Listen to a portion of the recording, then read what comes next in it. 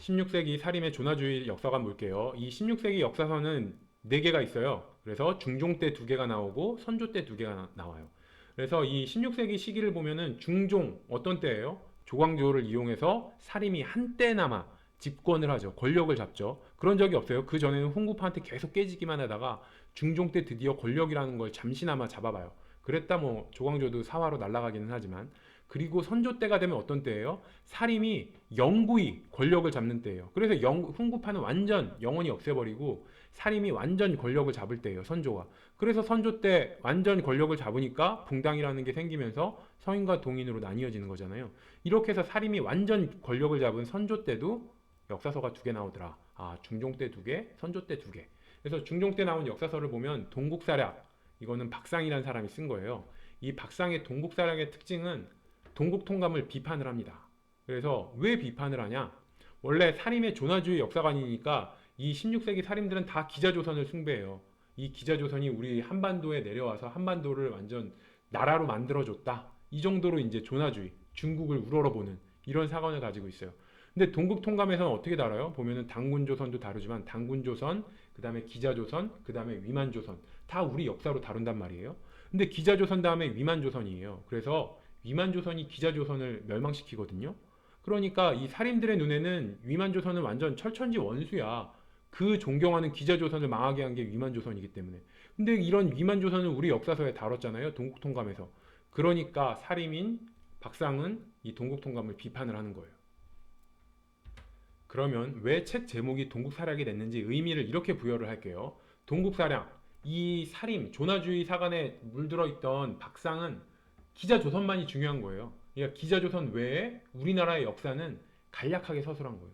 동국사략 무슨 뜻이에요? 동국사, 우리나라의 역사를 간략하게 썼다고 그랬잖아요.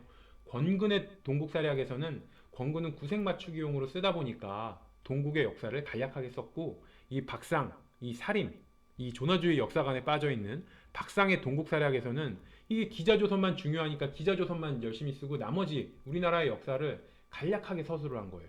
그래서 책 제목을 동국사략으로 했다. 아, 동국의 역사를 간략하게 썼다. 왜? 기자조선 외에는 대충 썼으니까. 뭐 이렇게 의미를 부여하셔서 아, 박상의 동국사략에서는 기자조선만 중요 여기고 그외 나머지 우리 역사는 그냥 간략하게 썼다. 그래서 이런 조나주의, 우리 역사를 공부하는 사람의 입장에서 어떻게 해야겠어요? 박살내버려야겠죠. 그래서 박상의 동국사략은 박살내버려야 된다. 박살에서 박상 연상하셔서 박상의 동국사략은 박살내버려야 돼. 왜? 조나주의에 빠져 있으니까. 그래서 기자조선만 중요 여기고 그 외 나머지는 동국사략, 역사를 간략하게 그냥 다뤄버리니까 박살내버려야 된다. 이렇게 의미를 부여하셔서 아, 박상의 동국사략은 기자조선만 중요 여기는 완전 조나주의 사관, 이렇게 생각하시면 되고, 이 박상의 동국사략에서도 신라 통일에 굉장히 큰 의미를 부여를 해요. 왜 그러냐면은 기자조선이 위만조선에게 망하고 기자조선이 남쪽으로 내려오죠. 그래서 사만이 돼요. 그리고 사만 중에서 신라가 결국 삼국을 통일하잖아요. 그러니까 이 조나주의 사관에 빠진 사람의 눈에는 아, 기자조선이 다시 극적으로 회생한 거예요. 사만으로 가서 신라가 돼서 다시 한반도를 통일했기 때문에 야, 신라가 통일한 건 이건 마치 기자조선이 다시 부활한 거와 같은 거야. 그래서 신라 통일에 굉장히 큰 의미를 부여합니다. 이렇게 의미를 부여를 하세요. 표제음주 동국사략은 유희령이라는 사람이 중종 때 쓴 거고요. 책의 특징은 박상의 동국사략을 비판합니다. 박상의 동국사략은 완전 조나주의 시각에서 쓴 역사서라고 그랬죠. 근데 이걸 비판한 거예요. 그래서 이걸 외우기 위해서 원래 표제음주 동국사략은 동국사략에 주석을 달았다 이런 뜻이에요. 표제음주가 그냥 주석을 달았다 이렇게 생각을 하시면 되는데, 여기서는 박상의 동국사략을 비판했으니까 여기 마침 또 음주라는 단어가 있어요. 그래서 이렇게 의미를 부여할게요. 동국사략을 비판했으니까 음주하고 술 마시고 용기를 내서 동국사략을 비판했다. 이 16세기는 사림의 조나주의 역사관이 메인스트림이었던 때예요. 그때 박상의 동국사략을 비판하려면 큰 용기가 필요하죠. 그래서 유희령이라는 사람이 음주하고 표제 음주니까 술 마시고 용기 내서 동국사략을 비판한 책이 표제 음주 동국사략이다. 이렇게 생각을 하시고요. 이 책의 2번째 특징은 고구려를 중히 여겨요. 원래 박상의 동국사략은 신라 통일, 신라를 중히 여겼잖아요. 반면에 표제음주 동국사략은 고구려를 중히 여긴다. 그래서 박상의 동국사략의 반대니까 박상의 동국사략이 신라 통일 의미를 부여하면서 신라를 중히 여겼으니까 아, 이걸 비판한 표제음주 동국사략은 고구려를 중히 여기는구나. 뭐 이렇게 생각을 하시면 되고요. 저자 암기법은 이렇게 생각하시면 돼요. 표제 음주에서 음주 술 마시다가 있죠. 근데 또 저자 이름에 유희령, 유희가 있어요. 우리 보통 음주하면서 유희, 놀고 즐기잖아요. 그래서 음주하고 유희한다. 음주하면서 즐긴다. 유희한다. 이건 뭐 자연스럽게 연결이 되니까 외우는 건 어렵지 않아요. 그래서 표제음주 동국사략은 박살내버려야 되는 박상의 동국사략을 비판을 했다. 그리고 세 번째로 선조 때 이이가 기자실기를 써요. 근데 이 책 제목에 기자가 있는 거예요. 그럼 이건 완전 기자조선을 중히 여기는 조나주의 역사관의 가장 대표적인 책이 되겠죠. 그래서 기자가 한반도로 와서 동이족, 우리나라 이 동이족을 교화시키고 고조선을 건국했다. 그래서 뭐 기자가 우리나라 완전 먹여 살렸다. 뭐 이런 의미예요. 조나주의의 대표적인 책이겠죠. 그래서 이거는 이이라는 사람이 기자실 기를 썼다. 이걸 외우기 위해서 이 첫 글자 마지막 글자 똑같죠. 기자실 기 첫 글자 마지막 글자 똑같죠. 이런 특징이 있고 또 첫 글자 기자실기는 기죠. 기기 글자 음운도 유사하죠. 그래서 기자실기를 보면 앞에 기자실기 자리다 이자실이 이런 식으로 이의 기자실기 뭐 이렇게 연결을 하시면 되고 이는 뭐 선조 때 인물이잖아요. 뭐 임진왜란을 앞두고 10만 양병설 이런 걸 주장을 했으니까. 그리고 선조 때 오운이라는 사람이 동사찬요라는 책을 씁니다. 그래서 이 동사찬요라는 책은 임진왜란 때 애국 의병들이 막 활약을 했잖아요. 그걸 찬양한 거예요. 그래서 우리는 암기할 때 동사찬요에서 동쪽 역사를 동사를 찬양하는 노래다. 찬요를 이렇게 해석을 할게요. 찬양하는 노래. 그래서 동사 찬요 딱 보면 찬요에서 찬양하는 노래 뭘 찬양했냐? 애국 의병을 찬양했다는 거예요. 그래서 우리 찬양할 때 감탄사 중에 어떤 게 있어요? 오우 이런 거 있죠. 감탄사에 오우. 그래서 우리 애국 의병을 찬양하는 동사 찬요를 썼고 이걸 찬양할 때 감탄사는 오우다. 그래서 오우에서 저자 이름이 오운이구나. 이걸 연결하시면 돼요. 조심하셔야 될 건 사시찬요랑 헷갈리면 안 된다는 거. 찬요가 또 하나 있으니까 사시찬요가 있으니까 그거랑만 구별하시면 돼요. 17세기 역사서 볼게요. 17세기는 붕당 정치의 시기죠. 뭐 현종 때 예속 논쟁이 있고 이러니까. 그래서 이때 역사서는 그다지 중요하지는 않은데 그래도 저자와 시기 어느 왕 때 저술됐는지 뭐 요 정도 그 정도만 아시면 돼요. 그래서 인조 때 홍여하라는 사람이 휘찬 여사라는 책을 씁니다. 그래서 일단은 또 이 17세기 역사서에서는 저자들이 당이 어딘지 남인인지 서인인지 노론인지 이런 것도 같이 아셔야 돼요. 그래서 홍여하 저자가 홍여하예요. 여하는 여자아이란 뜻이라고 그랬죠. 연약하죠. 그러면 당시 붕당에서 연약한 당이 어디였어요? 남인이었죠. 여사제강이란 책은 유계라는 사람이 있어요. 유계 조선 왕을 유계하다. 굉장히 강력하죠. 강력한 정파는 어디였죠? 서인 노론이었죠. 그래서 이름에서 좀 느껴지는 거예요. 홍여하 여자아이 약간 연약하니까 남인 그리고 유계 뭔가 조선 왕권을 유계하다. 누가 유계했어요? 서인 노론들이 조선 왕을 막 좀 쉽게 생각하고 그래서 뭐 서인이 뭐 어떤 인조반정 왕이 제대로 안 하니까 막 광해군 몰아내고 다시 왕 바꾸고 이런 사람들이 서인 노론이잖아요. 그래서 유계에서 조선 왕을 유계했다.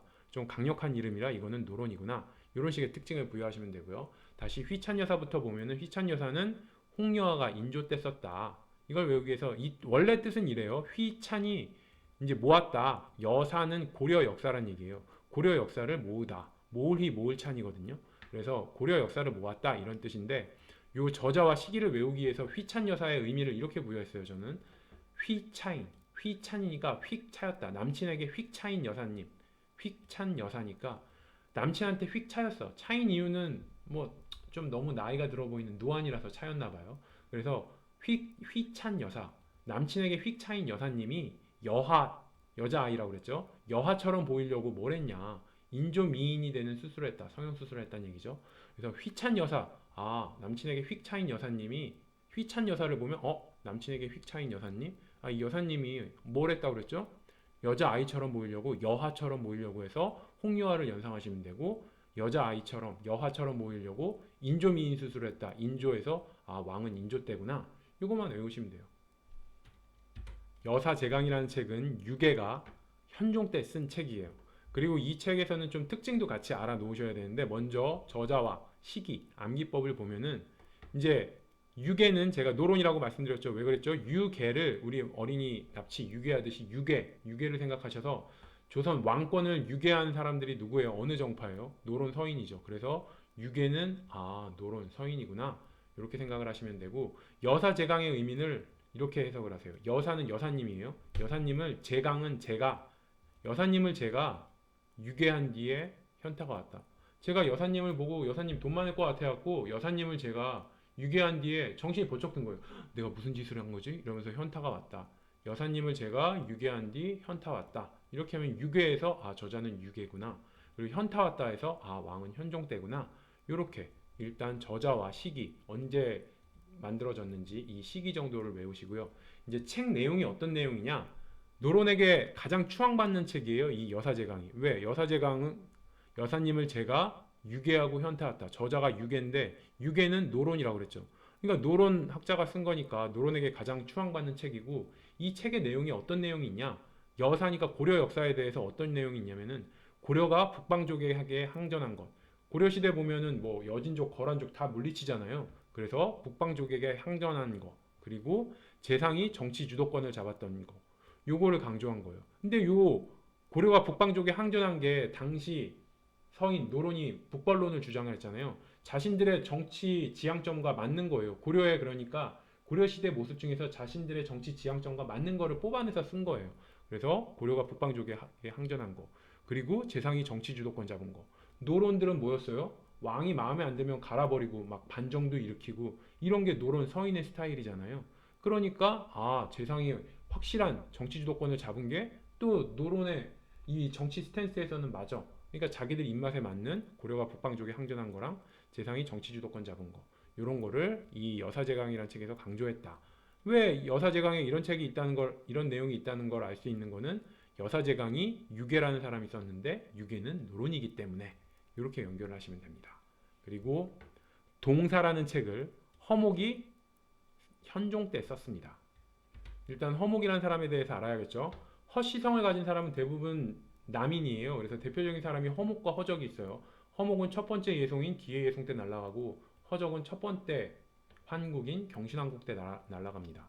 그러니까 허목은 남인이라는 걸 알 수 있고 기해 예송 때 날아간 사람이에요. 기해 예송은 현종 때죠. 그래서 허목은 현종 때 인물이구나 이렇게 생각을 하시고 허목이 동사라는 책을 썼어요. 물론 다른 이종이라는 사람도 동사를 썼고요. 그래서 일단은 허목이 동사라는 책을 썼다. 이걸 외우기 위해서 이렇게 그냥 동사하겠어 얼어 죽겠어 허목난로 좀 줘. 허목난로가 원래 화목난로라고 이제 나무 때우는 난로잖아요. 화목난로. 근데 그냥 동사하겠어 허목난로 좀 줘. 이렇게 해서 동사라는 책을 허목이 썼다. 이걸 생각하시고 책의 내용을 보면 북벌운동과 붕당정치를 비판했다. 북벌론 누가 주장한 거예요? 서인이 주장했으니까 남인인 허목은 당연히 비판했겠죠. 그리고 붕당 정치에서 남인은 항상 밀렸잖아요. 서인이 이제 메인스트림이었고 그래서 붕당 정치도 비판했다. 뭐 이 정도 생각하시면 돼요. 그리고 동국통감 제강이라는 책이 있는데 이것도 홍여화가 현종 때 썼다. 앞선 휘찬 여사, 휘차인 여사님이 여하처럼 보이기 위해서 인조미인 수술을 했다. 그래서 휘찬 여사는 인조 때 쓴 건데 또 하나의 책인 동국통감 제강은 현종 때 썼습니다. 이 저자와 시기를 한번 외워볼게요. 우선 동국통감 제강이 무슨 뜻이냐면 동국통감을 제강에서의 강이 강목체예요. 그래서 강목체로 썼다.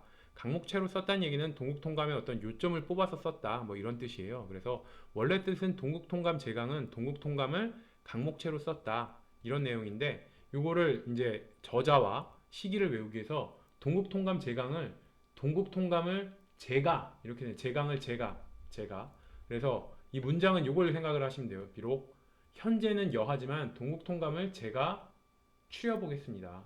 이런 식으로. 그래서 현재 여하지만 동국통감을 제가 추려보겠습니다.